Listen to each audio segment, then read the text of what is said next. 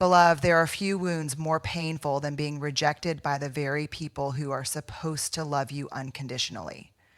Family is meant to be our first safe place, the foundation upon which we build our sense of identity and belonging. But when that foundation crumbles, when the ones who should cherish us turn away, it creates a wound that is not just emotional, but deeply psychological. It tells us a story about who we are. And if we are not careful, we begin to believe the lie that we are unworthy of love. Rejection from family is unlike any other form of rejection. When a friend walks away, it stings, but we can find new friends. When a job dismisses us, we can search for another. But when the people who share our DNA push us aside, it feels like an attack on our very existence. We don't just lose a relationship, we lose a sense of home, of history, of belonging. It can make us question everything, our worth, our purpose, even the love of others who remain in our lives. The pain of family rejection is not just about what is lost, it is about what is replaced in its absence. Shame moves into the empty space. It whispers, maybe I was never enough. It tells us that if our own blood cannot love us, then who will? Shame is an expert storyteller, and it crafts a painful narrative that keeps us stuck, replaying every harsh word, every moment of abandonment, every feeling of being unseen or unheard. The wound deepens not because of what happened, but because of what we start to believe about ourselves.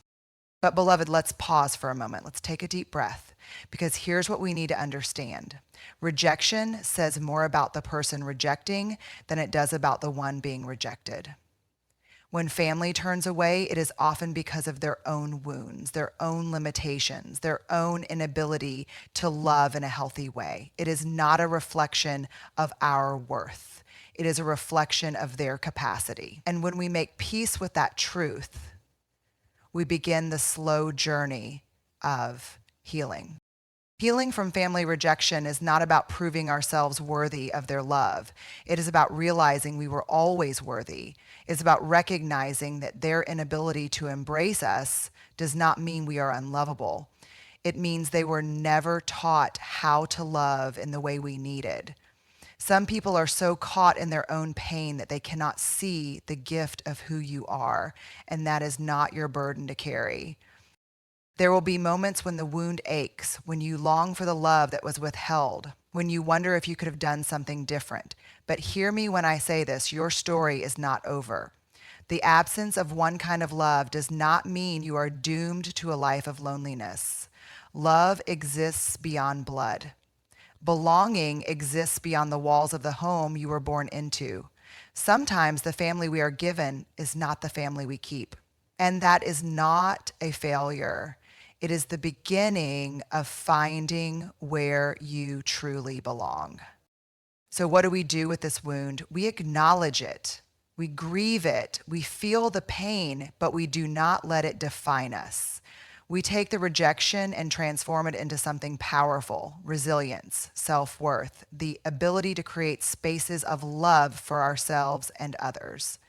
Because the greatest act of defiance against rejection is to live as though we are completely and utterly worthy of love, because we are.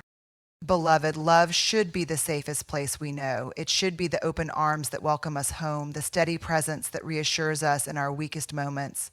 But what happens when love comes with conditions? What happens when affection is measured, when acceptance is given only when we meet certain expectations?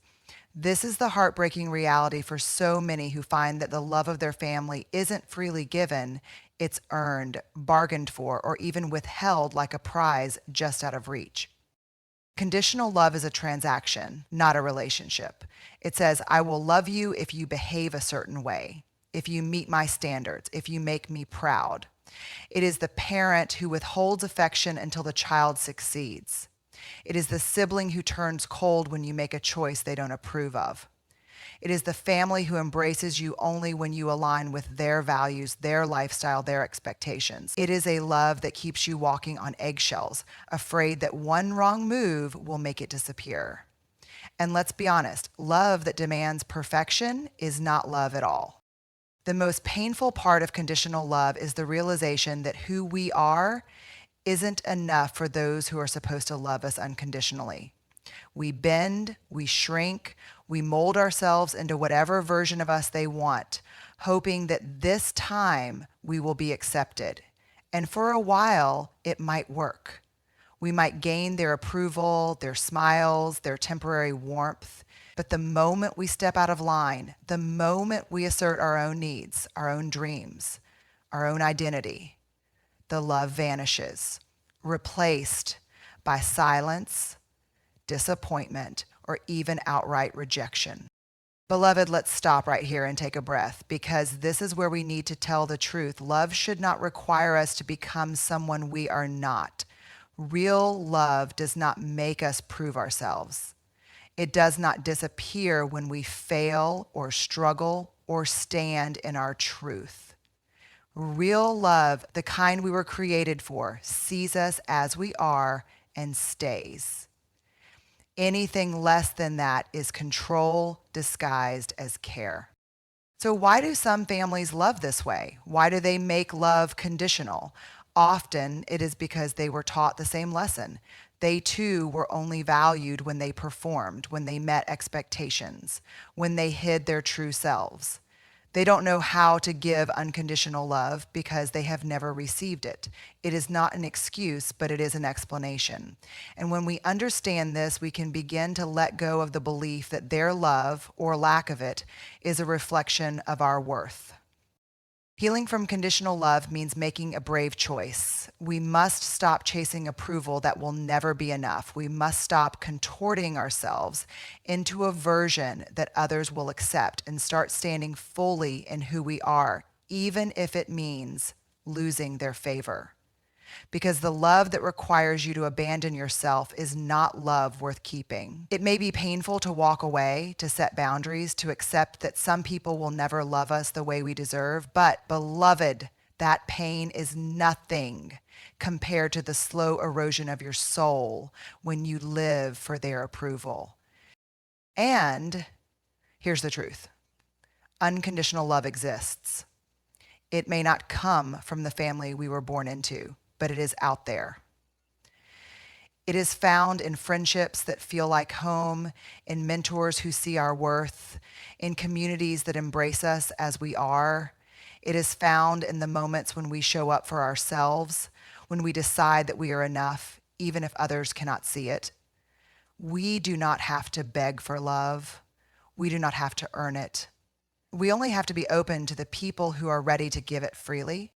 Beloved, your worth is not up for debate. It is not something to be bargained over, not something to be proven. If someone's love is conditional, let them have their conditions, but do not let them define your worth. Real love, the kind that heals, the kind that lasts, is waiting for you beyond their expectations. Step into it. Beloved, some wounds do not begin with us. Some struggles, some cycles of pain have been handed down through generations like heirlooms we never asked for. We inherit more than just physical traits from our families. We inherit their fears, their coping mechanisms, their beliefs about love, worth, and belonging. And if we are not careful, we will pass those same patterns down, unaware that we are continuing the very cycle that once hurt us. Breaking generational patterns is not just about healing ourselves. It is about ensuring that the pain stops with us. The hardest part of breaking these cycles is recognizing them in the first place. When something has been present for generations, it feels normal. Maybe it's the way your family handles conflict, through silence, through anger, through avoidance. Maybe it's the way love is given through control, through criticism, through conditions. Maybe it's an unspoken rule that emotions must be hidden, that vulnerability is weakness, that seeking help is shameful. These patterns are woven into the fabric of our upbringing, and it takes courage to step back and say, this is not love. This is not healthy. This will not continue with me. But beloved, awareness is only the first step. Change requires action, and action requires strength. There will be moments when you feel guilty for doing things differently. Maybe your family sees your boundaries as rejection. Maybe they call you ungrateful for choosing a new way of living, for prioritizing your mental health, for refusing to play by the old rules. This is where many people give up, not because they don't want change, but because they fear losing the people they love. But here's the truth. Choosing healing does not mean choosing isolation. It means choosing to love in a healthier way, even if others do not understand it yet. Healing from generational wounds is not just about what we stop doing. It is also about what we start. It is about choosing honesty when your family taught you to hide. It is about choosing self-compassion when you were raised on self-criticism. It is about choosing to communicate openly when silence was the norm. Every time you make a different choice, you are rewriting the story not just for yourself, but for everyone who comes after you. Your healing is not just personal, it is generational. But let's be real, this work is not easy. You may feel like an outsider in your own family, like the one who doesn't fit in anymore. You may wonder if it would be simpler to just go back, to pretend, to conform. But beloved, here's what I need you to hear. Your family's pain is not your inheritance. You are not required to carry what they could not heal. And you are not betraying them by choosing a different way. If anything, you are honoring them by refusing to let their suffering continue. There will be days when you question whether breaking these patterns is worth it. There will be moments when you long for the comfort of the familiar, even when the familiar was unhealthy. But then, one day, you will see the evidence of your healing. You will see it in the way you speak to yourself with kindness instead of criticism.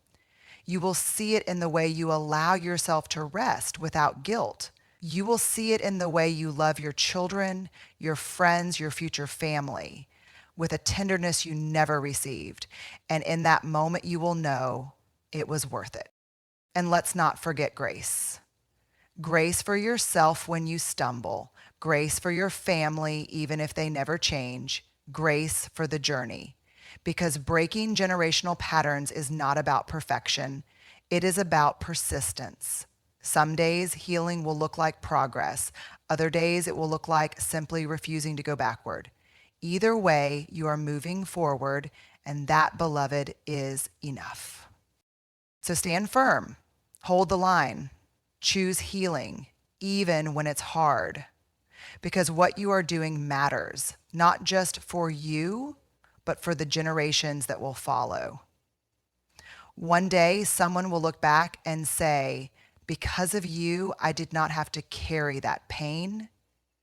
And that, beloved, is how legacies are changed. Beloved, if there is one truth that can transform your life, it is this.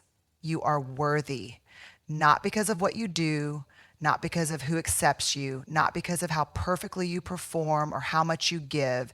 You are worthy simply because you exist. But for so many of us, self-worth feels like a distant dream, something we chase, something we beg others to confirm, something we hope to one day deserve. We look to our families, our relationships, our achievements, our status, hoping that if we can just be good enough, smart enough, successful enough, lovable enough, then maybe we will finally feel like we matter. But beloved, self-worth is not something that is handed to us by others. It is something we must claim for ourselves. The moment we attach our worth to external validation, we give away our power. We allow other people's opinions, moods, and acceptance to dictate how we see ourselves. If they love us, we feel valuable. If they reject us, we feel unworthy. If they praise us, we shrink tall. If they criticize us, we shrink. This is a dangerous way to live because it keeps us on an emotional roller coaster, forever waiting for someone else to decide if we are enough. So let's tell the truth. Self-worth is an inside job. It is not earned. It is not something we need permission to have. It is a birthright. And the sooner we realize that, the sooner we can stop seeking validation in places that were never meant to define us. Your family's rejection does not determine your worth. Your past mistakes do not determine your worth. The way people treat you, whether with love or with cruelty, does not determine your worth. Worth is not something that can be given or taken away. It simply is. But I know it's not always easy to believe that. When you have spent years being told, directly or indirectly, that you are not enough, those words become a script in your mind. You're too much. You're not enough. You're a disappointment. You don't belong.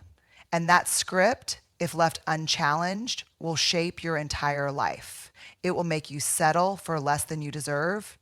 It will keep you stuck in toxic relationships. It will make you think you have to prove your value over and over again. But beloved, that script is a lie, and you have the power to rewrite it. Reclaiming your self-worth means doing the hard work of unlearning.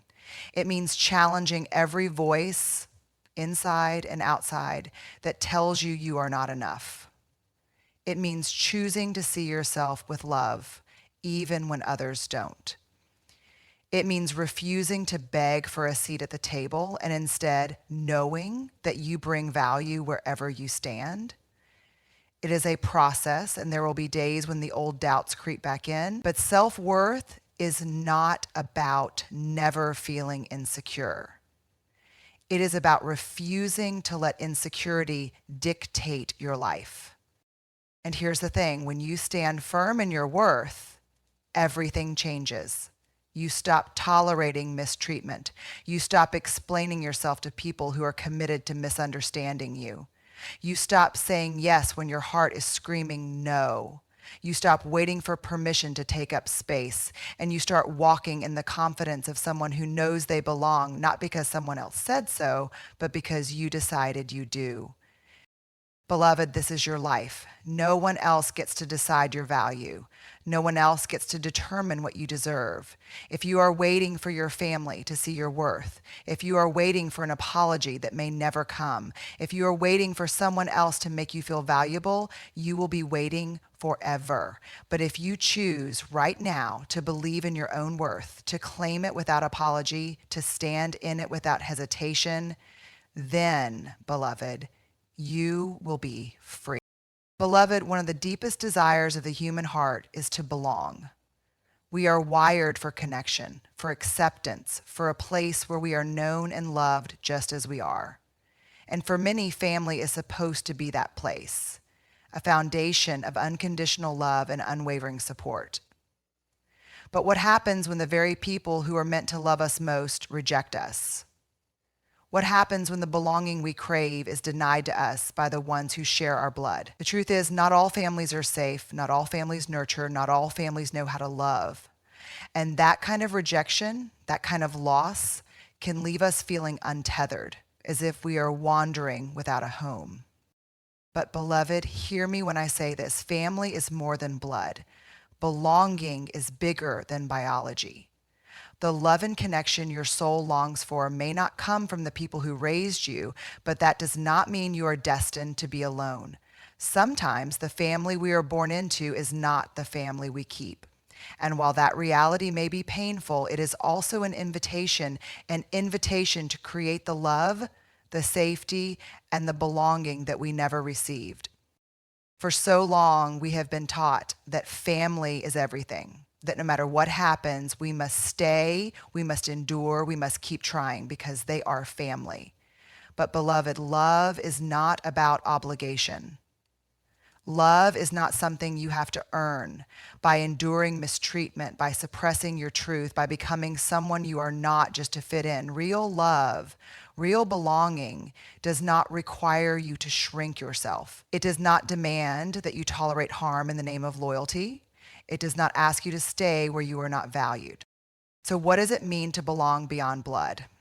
It means recognizing that you have the power to build your own family, to create your own community, to find the people who see you, love you, and cherish you, not because they have to, but because they choose to. It means surrounding yourself with those who celebrate your presence instead of merely tolerating it. It means finding friendships that feel like home, mentors who guide you with wisdom, relationships that uplift instead of diminish. It means discovering that family is not about DNA. It is about love. And let's be honest, stepping away from toxic family ties is not easy. There will be grief. There will be moments when you wonder if you made the right choice. There will be days when you long for the people who hurt you, not because they treated you well, but because their absence feels unfamiliar. But beloved, choosing yourself is not betrayal.